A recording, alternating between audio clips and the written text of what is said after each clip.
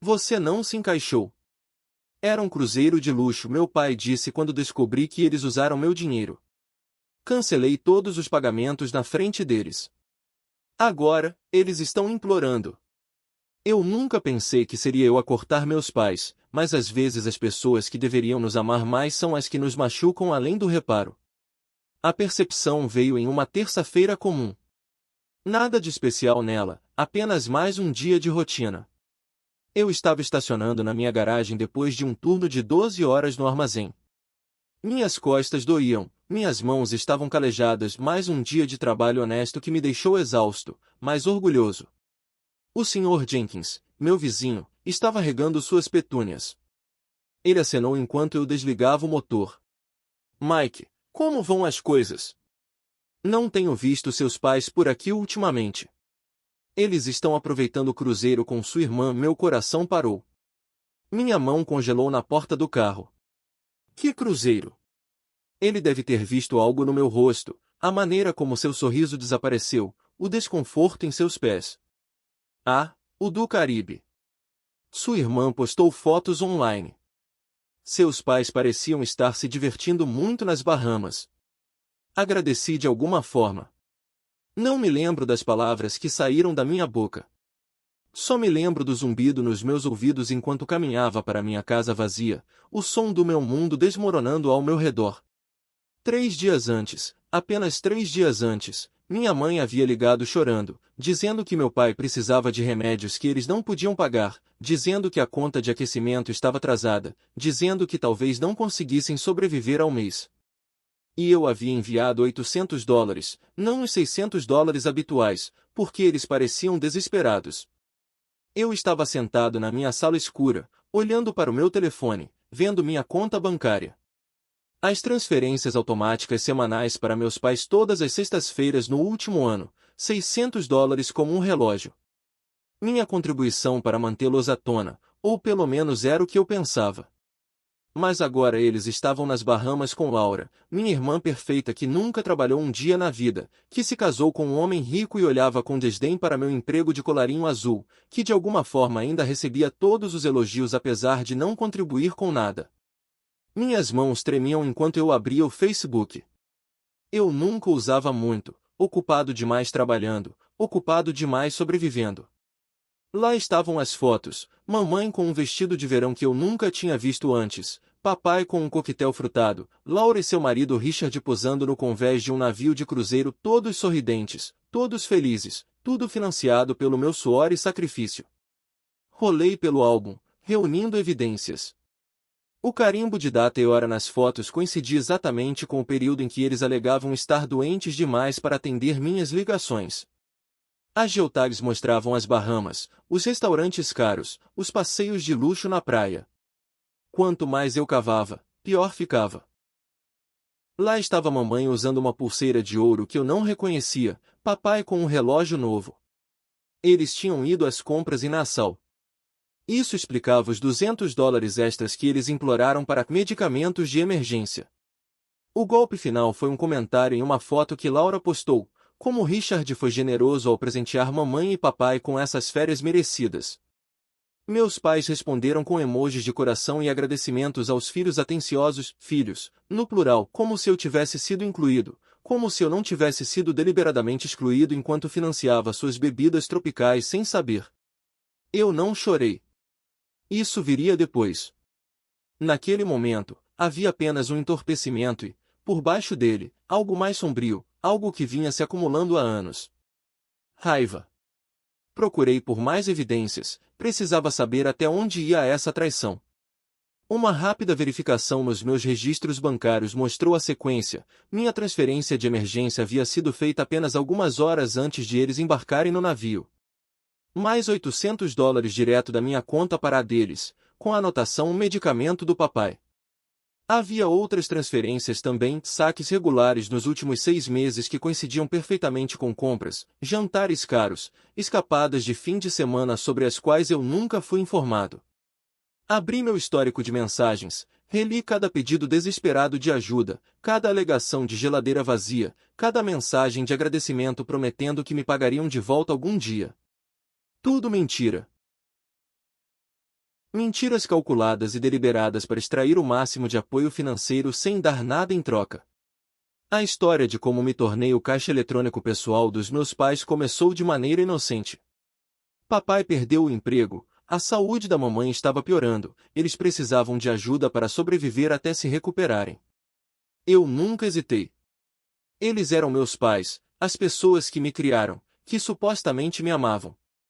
Então, enviei dinheiro, cortei minhas próprias despesas, peguei horas extras, fiz o que um bom filho faria.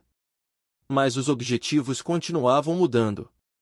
Primeiro, era só até papai encontrar trabalho, depois era só até a saúde da mamãe melhorar, depois era só até eles colocarem as contas em dia. Sempre havia uma nova crise, sempre um motivo para eles precisarem de mais. Enquanto isso, Laura era a filha querida, a que fez boas escolhas ao se casar com um homem rico, a inteligente, a bem-sucedida. Não importava que eu tivesse construído minha vida do zero, que tivesse um emprego estável, uma casa pequena mas quitada e economias, apesar de ajudá-los. Que eu tivesse feito tudo sozinho. Não, Laura era a que eles gabavam para os amigos, a que era convidada para eventos familiares, a que não podia fazer nada de errado. E eu era apenas o banco ambulante, bom o suficiente para financiar suas vidas, mas não bom o suficiente para ser incluído nelas. Minha namorada, Ana, me encontrou assim, sentado no escuro, olhando para aquelas fotos, meu telefone apertado com tanta força que meus dedos estavam brancos. Ana vinha me alertando há meses, havia notado os padrões que eu estava cego demais para ver. Sempre é uma emergência com eles, não é? Ela perguntou depois da ligação chorosa da minha mãe sobre o aquecedor quebrado no inverno passado. E você já notou que sempre acontece antes de um fim de semana ou feriado? Eu os defendi na época, fiz desculpas. Eles estavam ficando mais velhos, os tempos eram difíceis, eles não mentiriam para mim sobre precisar de ajuda. Mas Ana tinha visto que eu não conseguia ou não queria ver. Ela apontou como eles nunca nos convidavam para jantar, mas sempre tinham dinheiro para os eventos da família de Laura, como esqueciam meu aniversário, mas enviavam presentes luxuosos para Laura, como só ligavam quando precisavam de algo, mas nunca para saber como eu estava. Ela estava certa o tempo todo, sobretudo. Ela não disse nada a princípio, apenas sentou-se ao meu lado, deixou-me mostrar as fotos, deixou-me contar sobre o pedido de dinheiro dos meus pais apenas 3 dias antes. Então, ela me abraçou enquanto eu finalmente desmoronava, enquanto as lágrimas vinham, enquanto anos sendo usado e descartado saíam de mim em soluços profundos. Ana sempre viu isso, sempre me disse que meus pais estavam me usando, que eles favoreciam Laura, que não apreciavam o que eu fazia por eles. Eu não queria acreditar nela porque que tipo de pais fariam isso com seu próprio filho? Os meus, aparentemente. O confronto não foi planejado.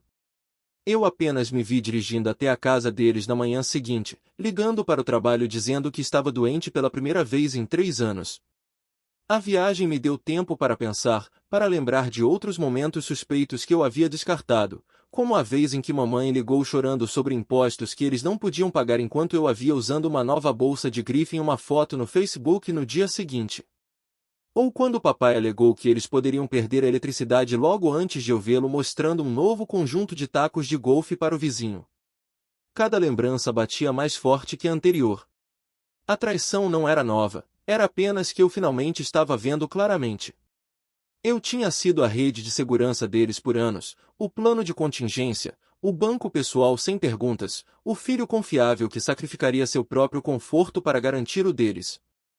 Enquanto isso, eles estavam vivendo a boa vida às minhas custas, fazendo cruzeiros, comprando itens de luxo, tudo enquanto me faziam acreditar que estavam à beira do desastre. O carro deles estava na garagem. Eles estavam de volta do paraíso.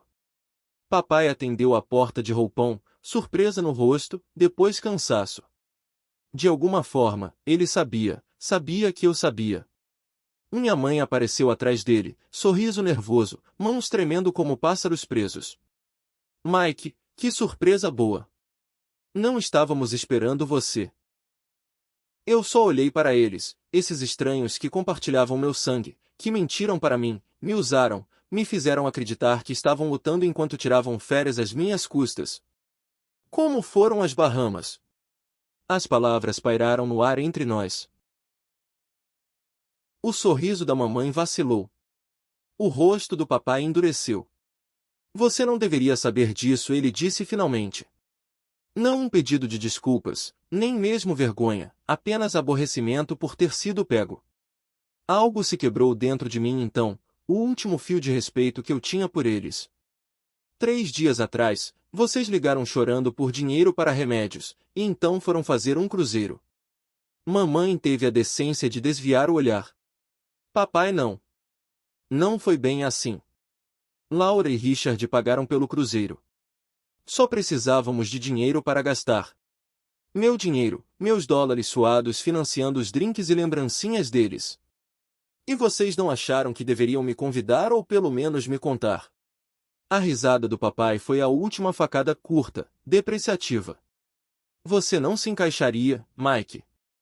Era um cruzeiro de luxo, coisa da Laura e do Richard. Você teria se sentido desconfortável. Código para você não é bom o suficiente. Você não é como a preciosa Laura. Você é só ajuda. Peguei meu telefone, abri meu aplicativo bancário bem na frente deles. Cancelei os pagamentos automáticos, todos eles. O pânico nos olhos deles foi imediato, real de uma maneira que o afeto deles por mim nunca foi. O que você está fazendo? A voz da mamãe estava estridente, assustada. Cortando vocês. Encontrem outro caixa eletrônico. Estou fora. Papai mudou de tática. Sua voz suavizou, a voz que ele usava quando queria algo. Agora, filho, não seja precipitado. Apreciamos tudo o que você faz por nós. Só não achamos que você gostaria de vir. Você está sempre tão ocupado trabalhando. Trabalhando para sustentá-los, para financiar as mentiras deles, para pagar por viagens para as quais eu não era digno de ser convidado. Esqueça. Estamos acabados aqui. Eu me virei e saí. Eles me seguiram até o carro, implorando agora, promessas fluindo como água. Eles me convidariam da próxima vez, seriam mais transparentes, me valorizariam mais. Tarde demais, muito pouco. Dirigi com as vozes deles ainda ecoando nos meus ouvidos. Ligações perdidas iluminaram meu telefone o dia todo, mensagens chegaram desculpas misturadas com chantagens emocionais, manipulação clássica. Bloqueei os números deles naquela noite. A campainha tocou. Eu sabia quem seria antes de abrir. Laura, a perfeita Laura com seu cabelo perfeito e roupas perfeitas, a filha querida enviada para consertar o que o filho decepcionante havia quebrado. Atrás dela estavam nossos pais, e atrás deles, Richard, parecendo desconfortável. A família unida contra o rebelde. Quase fechei a porta na cara deles, mas Ana apareceu ao meu lado, apertou minha mão. Enfrentaríamos juntos. Laura não perdeu tempo. Ela começou direto com seu discurso ensaiado. Como eu estava sendo egoísta, como nossos pais precisavam de mim, como essa família tinha que ficar unida. Você não entende o que está fazendo com eles, Mike, ela disse, sua voz pingando de preocupação ensaiada. A pressão da mamãe está nas alturas. Papai não consegue dormir. É isso que você quer? Colocá-los no hospital. Ela mostrou mensagens do nosso celular, emoji chorando, alegações de que poderiam perder a casa, que estavam sobrevivendo com macarrão instantâneo. Todas mentiras dramáticas criadas para manipular minhas emoções. Eles te criaram, se sacrificaram por você, Laura continuou, sua voz aumentando. Lembra quando você era criança e ficou doente e mamãe ficou acordada com você por 3 noites seguidas? Lembra quando papai trabalhou em 2 turnos para comprar seu primeiro carro? Como você pode ser tão ingrato? E quanto a mim? Ela acrescentou, sua última cartada de culpa. Eu sou sua irmã, seu sangue. Devemos cuidar um do outro, e você está destruindo essa família. É esse o irmão com quem cresci? O que prometeu sempre cuidar de mim? Ela até conseguiu fabricar uma lágrima, uma gota perfeita escorrendo pelo seu rosto, a mesma performance que sempre funcionava com nossos pais, com professores, com todos que caíam na encenação dela. Deixei que ela terminasse, que esgotasse seu discurso, assisti aos nossos pais concordando atrás dela, seus rostos esperançosos, pensando que a filha querida sucederia onde eles haviam falhado. Você terminou. Minha voz estava calma, mais firme do que eu me sentia. Laura piscou, não estava acostumada a ser desafiada. Mike, seja razoável. Eles são nossos pais. Eles nos criaram. E eu venho pagando por isso há anos enquanto você não fazia nada além de olhar para mim com desdém. O rosto de Laura corou, a primeira rachadura em sua fachada perfeita. Isso não é justo, Richard interveio. Temos nossas próprias despesas, nosso estilo de vida. Seu estilo de vida, Ana cortou, sua voz como gelo, não é responsabilidade do Mike. Nem seus pais. Laura se virou contra Ana então, chamou-a de interesseira, disse que ela estava me virando contra minha família. Aconteceu tão rápido, a mão de Ana no cabelo perfeitamente arrumado de Laura, o olhar de choque no rosto da minha irmã enquanto Ana a removia fisicamente da nossa porta. Papai tentou intervir. Eu o bloqueei. Mamãe chorou. Richard apenas ficou lá, assistindo a esposa ser humilhada, sem fazer nada.